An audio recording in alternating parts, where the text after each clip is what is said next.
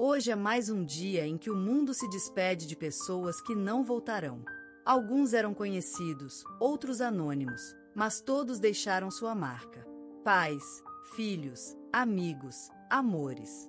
Histórias que agora vivem apenas na memória. Este vídeo não é só uma lista de nomes. É um tributo silencioso àqueles cuja jornada terminou. Assista até o fim. Dedique um momento de respeito. Inscreva-se no canal, para que a memória deles nunca se apague. E agora, começamos! Morreu neste mês, em Recife, a escritora e pedagoga brasileira Clarice Moura de Sá, aos 76 anos, deixando um legado de palavras, gestos e lutas que atravessaram gerações. Clarice nasceu em 1948, na cidade de Maceió, em uma casa de paredes brancas e chão de terra batida. Filha de uma lavadeira e de um pequeno artesão de couro, ela cresceu em um lar onde o amor era silencioso, mas constante. Desde menina, escrevia versos nos papéis que embrulhavam feijão e lia em voz alta para os vizinhos analfabetos. Foi nesse cenário de escassez e generosidade que se formaram os pilares do seu pensamento: justiça, ternura e resistência. Formou-se em pedagogia pela Universidade Federal de Pernambuco, após anos de trabalho como babá e datilógrafa. Sua monografia, A Palavra como Refúgio, Leitura nas Favelas do Recife, tornou-se referência em estudos sobre educação popular. Em 1982, fundou o projeto Raízes da Palavra, que alfabetizou mais de 20 mil mulheres no sertão nordestino. Publicou seu primeiro livro de poemas aos 42 anos. A obra, O Coração das Coisas Miúdas, venceu o Prêmio Jabuti de Poesia em 1991, reconhecimento que deu voz nacional à sua escrita íntima, feminina e politicamente afiada. Em 2005, foi agraciada com a Ordem do Mérito Cultural do Brasil, pelo conjunto de sua obra literária e educacional. Clarice sempre afirmava: ensinar a escrever no corpo do tempo. A palavra não é para embelezar, é para libertar. Essas frases ecoavam em salas de aula improvisadas, saraus comunitários e protestos por mais livros nas escolas públicas. Ela acreditava que o verbo era a forma mais pura de esperança. Teve 2 casamentos, ambos marcados por amor e conflito. Criou sozinha 3 filhos e dizia que a maternidade ensinou mais sobre linguagem do que qualquer seminário. Em casa, era divertida, fazia bolo de milho aos domingos e tinha o hábito de escrever bilhetes e escondê-los nos livros da estante. Publicamente, era combativa, enfrentou governos, editoras e cátedras universitárias. Mas, em seus últimos anos, tornou-se mais silenciosa, voltada ao cuidado das netas e à contemplação do mar. Sofreu com Alzheimer nos últimos 4 anos, mas, mesmo com a memória falhando, declamava seus poemas de cor. Sua última entrevista, gravada em áudio por um grupo de jovens escritoras, emocionou o país. Ela dizia: se esquecerem meu nome, tudo bem. Mas não esqueçam que o saber tem cheiro de pão e deve ser dividido ainda quente. Faleceu em sua cama, olhando pela janela o mesmo céu onde, criança, sonhava em ser professora. Sua obra é hoje estudada em universidades, suas ideias vivem em salas de aula rurais, e seus versos, nas vozes de mulheres que aprenderam a ler com ela. Clarice Moura de Sá deixou não apenas lembranças, mas uma era inteira encarnada em seus escritos, ideias e discípulos. Morreu neste mês, no bairro do Catete, no Rio de Janeiro, o jornalista e documentarista brasileiro Raul Nascimento Duarte, aos 74 anos, encerrando uma vida de denúncias, imagens e palavras que jamais se calaram diante da injustiça. Nascido em Salvador, na Bahia, Raul cresceu entre as ladeiras do Pelourinho e os estúdios improvisados de rádio comunitária. Filho de um operário de estaleiro e de uma costureira autodidata, foi criado em um ambiente onde a escuta valia tanto quanto a fala. Desde muito jovem, gravava sons com um gravador de fita, ruídos da cidade, vozes de feiras, discursos de sindicatos. Estudou jornalismo na Universidade Federal da Bahia, mas foi expulso no 3º ano por liderar um protesto contra a repressão estudantil. Mudou-se para o Rio, onde passou a colaborar com jornais alternativos durante os anos mais duros da ditadura. Raul fundou o coletivo Olhar de Baixo, que denunciava a violência policial nas periferias e produzia os primeiros filmes em Super 8 com moradores da favela da Rocinha. Em 1984, seu documentário Som de Rua foi premiado no Festival de Brasília como melhor obra independente. 2 anos depois, recebeu o Prêmio Nacional de Direitos Humanos por sua cobertura audiovisual das remoções forçadas em comunidades quilombolas no interior do Maranhão. A partir de então, tornou-se referência internacional em jornalismo de base popular e produção participativa de mídia. Publicou livros, entre eles O Grito que Ninguém Ouviu, que se tornou leitura obrigatória em escolas públicas.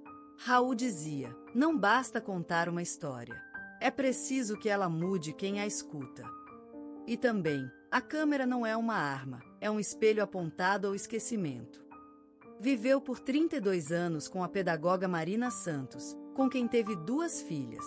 Divorciaram-se após uma crise existencial dele, mas mantiveram uma amizade inabalável. Raul morava sozinho em um pequeno apartamento, rodeado de livros, fitas VHS e um gato chamado Pasolini. Era conhecido por fazer café forte e recitar poesia em voz alta para ninguém. Nos últimos anos, lutou contra um câncer de pulmão, mas recusava a autopiedade. Seu último documentário, Silêncios do Asfalto, foi exibido póstumamente em festivais internacionais. Na última entrevista, disse: "Se me restar um minuto de vida, que seja para ouvir uma história que ainda não conheço." Morreu dormindo, na mesma cidade onde, jovem e obstinado, deu sua primeira entrevista como repórter. Deixou seguidores, alunos e uma geração de comunicadores sociais que aprenderam com ele que a verdade exige coragem e delicadeza. Raul Nascimento Duarte deixou não apenas lembranças, mas uma era inteira encarnada em seus escritos, ideias e discípulos.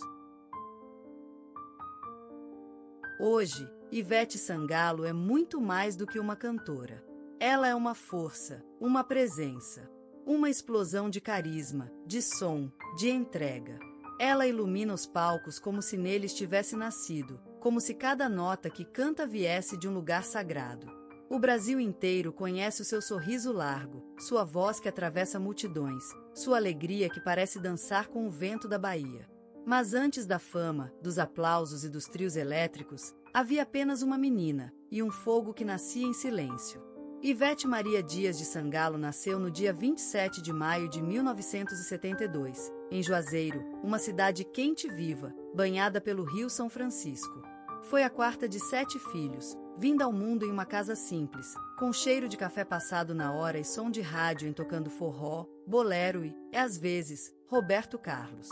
O pai, um contador sereno de olhos fundos, amava música em segredo, guardava discos com cuidado quase religioso.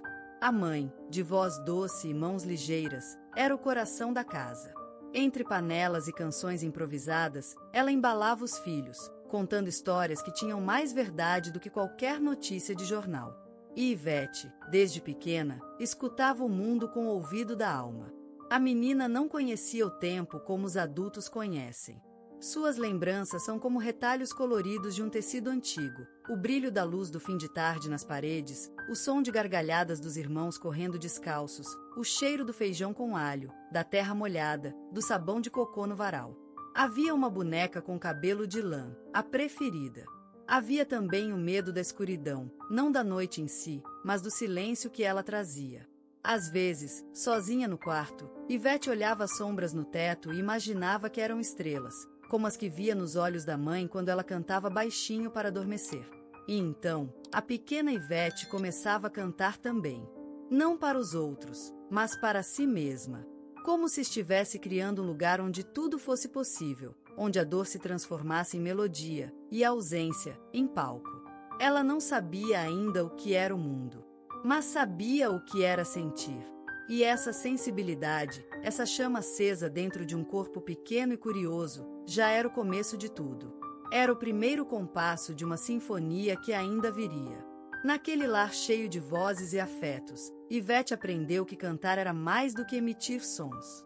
Era cuidar, era lembrar, era existir. Ela cresceu ouvindo o riso e o choro, absorvendo a vida como uma esponja encantada. E cada emoção que guardava era, na verdade, uma nota, uma pausa, um refrão esperando sua hora de nascer. Antes de ser Ivete Sangalo, a estrela, ela foi apenas Veveta, uma menina que via luz onde outros viam sombra. Uma alma que já sonhava acordada. Uma criança que, sem saber, estava prestes a se tornar música. Enquanto os colegas riam de piadas que eu não entendia ou falavam de coisas que não me tocavam, eu escutava uma canção imaginária dentro da cabeça. Era como se a música fosse meu abrigo secreto, o único lugar onde tudo fazia sentido. A escola era barulhenta demais. Regras demais. Comparações demais. E eu, Ivete, com meu caderno cheio de rabiscos e letras de música, tentava caber num molde que nunca foi feito para mim. Lembro do primeiro festival de talentos no colégio. Eu devia ter uns 12 anos. O coração batia tão forte que parecia querer fugir pela garganta. Cantei escondendo a voz atrás de um sorriso tímido, como quem pede desculpas por ser vista. Quando a música acabou, houve um segundo de silêncio. Depois, aplausos tímidos e risinhos abafados de quem não entendeu o que eu quis dizer com meu canto. Doeu, mas também ardeu de um jeito bom, como se eu tivesse tocado em algo verdadeiro. Meus pais eram meu maior apoio, mas até eles às vezes se perguntavam se música era coisa para menina séria. Minha mãe me dizia: estude, minha filha. Música é bonita, mas futuro precisa de segurança. E eu entendia, mas algo em mim resistia. Eu queria ser chama, não cinza segura. Tive vergonha das minhas vontades por muito tempo. Sentia que ser sonhadora era ser fraca, que ter medo era falha. Mas, no fundo, eu sabia, era justamente esse medo que me fazia continuar. Medo de nunca tentar. Medo de calar o que nascia em mim com tanta força. Na adolescência, comecei a cantar nos cantos da casa, na igreja, em festas da escola.